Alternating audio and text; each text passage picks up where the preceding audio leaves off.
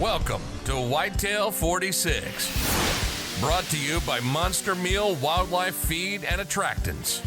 Animal attraction, premium nutrition, superior results. Good afternoon, everybody, and welcome back to Whitetail 46. This is the second part interview that we did with an interview session with Ben and Bruno Stern. Bruno Stern is Ben Stern's father, and he is the caretaker of the Melrose Monster. If you want a podcast about legendary local bucks and the one buck that every hunting camp has, this is the perfect one to listen to.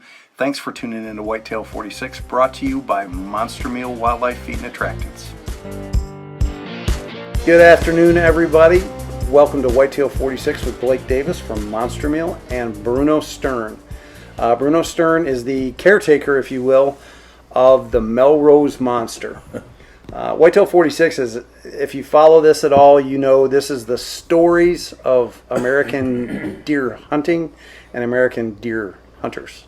One of the things that is probably present in every deer camp in America, no matter what type of structure you have, is two legendary people and legendary bucks. The Melrose Monster and Bruno Stern. Bruno is from Melrose, Wisconsin. Iconic destination in the history of whitetail deer hunting.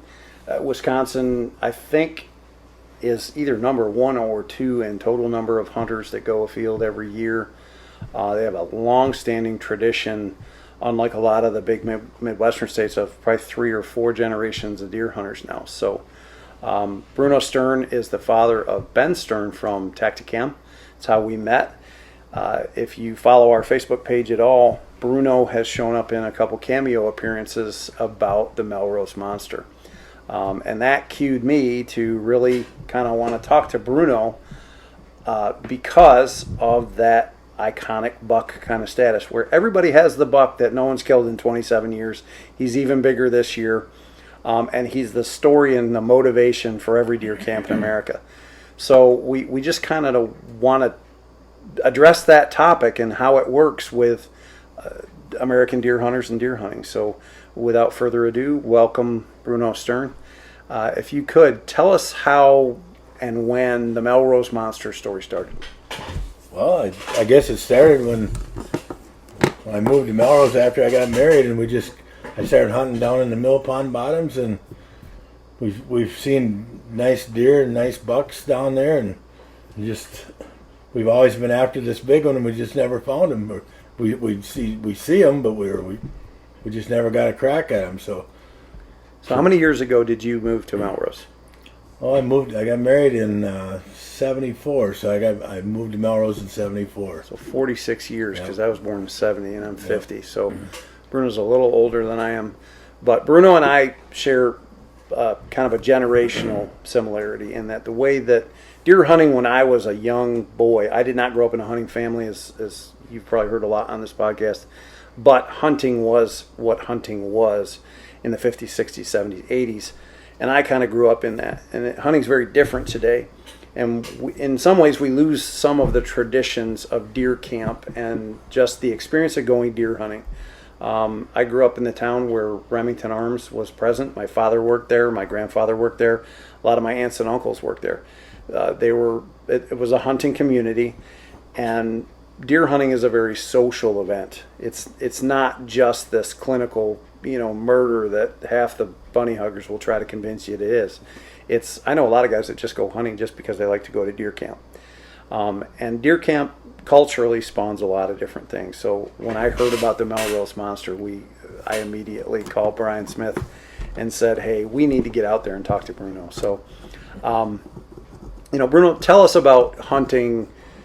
You talk about the mill pond bottoms, and everybody has those spots. They use the same vernacular to describe those spots.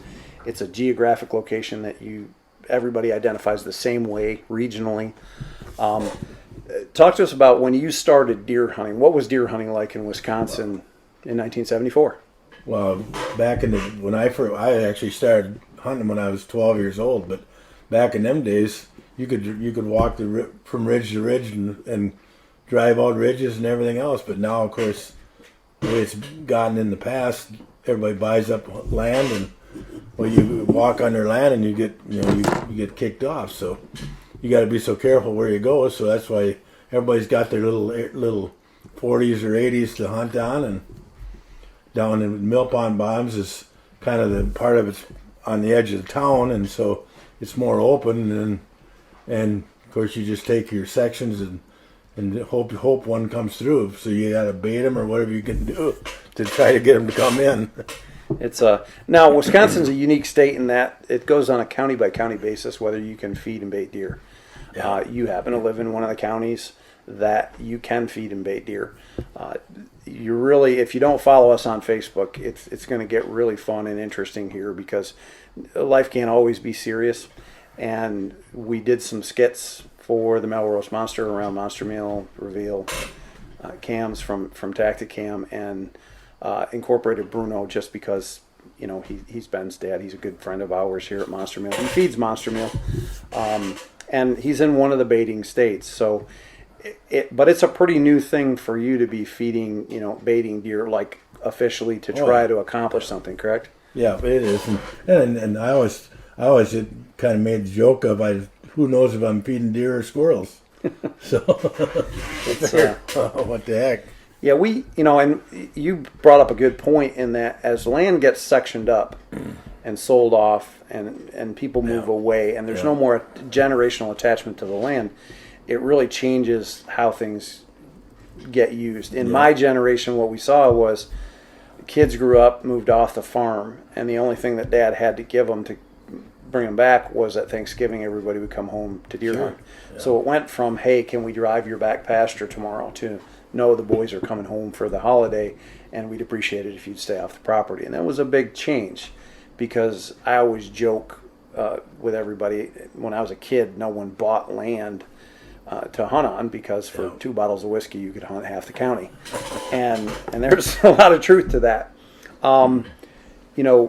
So back to the iconic Melrose Monster, what does the Melrose Monster mean to you? Is it a fun thing? Is it just that one piece of motivation that everybody likes to talk about in a joking way or in a serious way? Or well, it's like I've shot several nice bucks, and so it doesn't mean the end of the world to me if I don't get a buck anymore. I might as well try to get a nice one.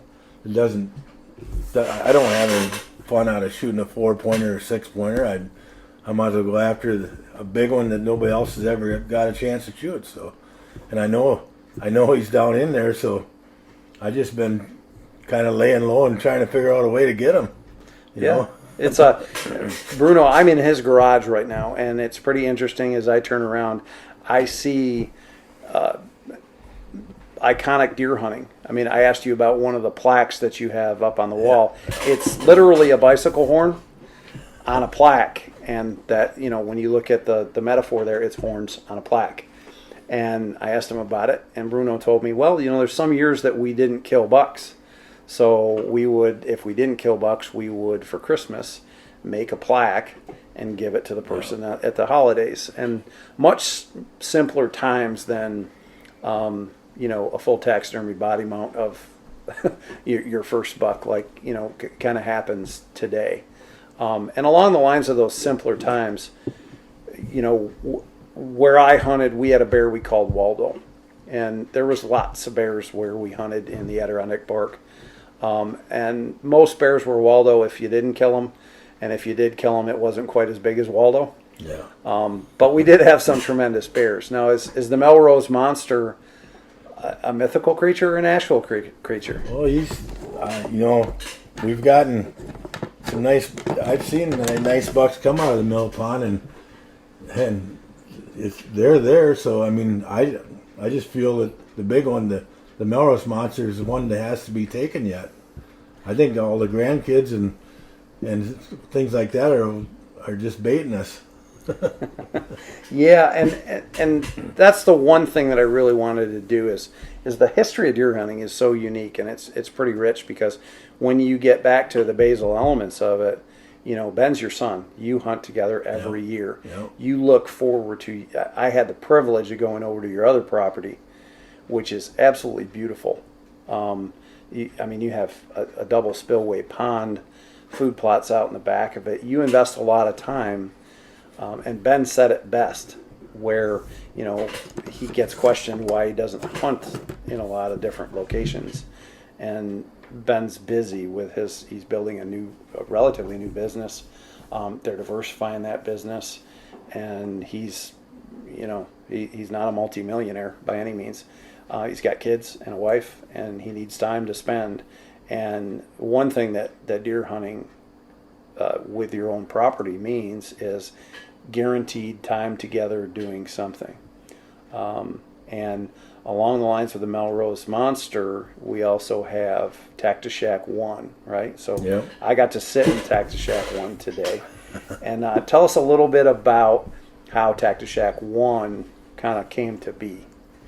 Well, we just, older you get, the warmer you want to be when you're out hunting. And so we decided to, for years, we sat in trees and everything else and hunted out of trees and ground blinds and everything else. And I thought, why can't you just make a little cabin I actually put it on a hay rack and pulled it out there, and pretty soon you got to insulate it, and then you got to put windows in it and everything else, and it makes it a lot more easier. I got 2 chairs in it, one for hunting and one for sleeping.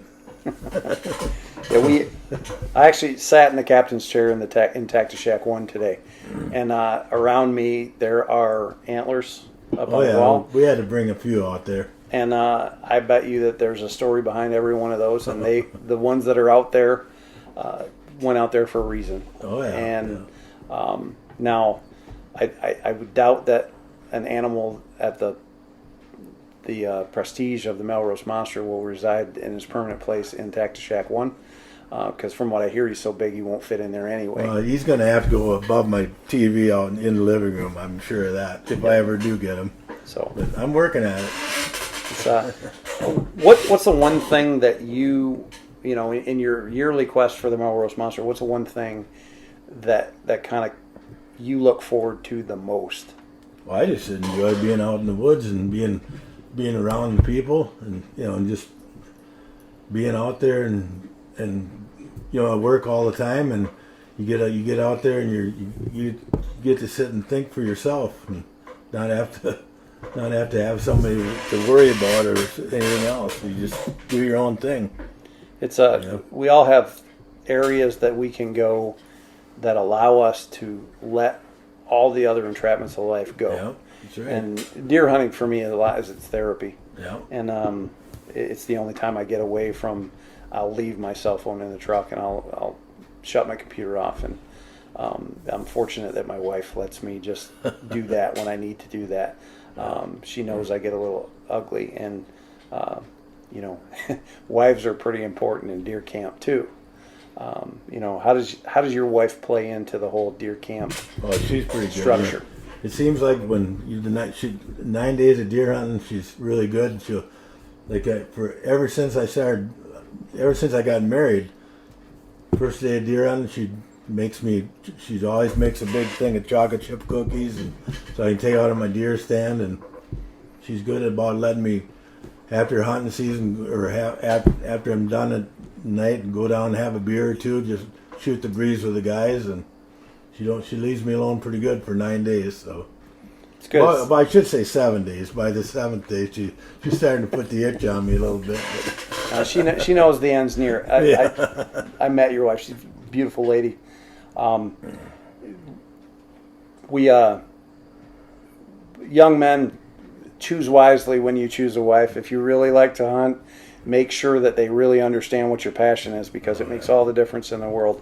Like I said, my wife tolerates me in the woods an awful lot, and my job takes me into the hunting field occasionally, but I'm always working around hunting, and that can be a little bit cumbersome for some people.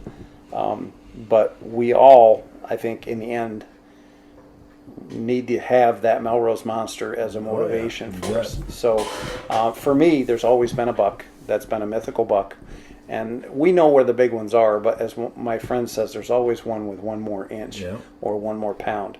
And so the local bragging rights of the Melrose monsters of the entire United States are important in the culture and the heritage of whitetail deer hunting. Bruno, we're going to showcase Bruno a lot more on monstermeal.com because Bruno is just a really fun guy to be around. He's a regular guy that a lot of people can relate to, and he has a great way of presenting the Melrose monster. So if everybody out there wants to feed or not feed, or bait or not bait, bow hunt, rifle hunt, whatever, we all have that one Melrose monster. Check us out. Follow us on Facebook. Check out the website, monster-meal.com, and see all the escapades of Bruno Stern and the Melrose monster and Monster Meal as it develops. Have a great day. Bye. To get the full Whitetail 46 experience with videos, blogs, and more, go to whitetail46.com. Follow our podcast by subscribing to Sportsman's Nation on your favorite app store.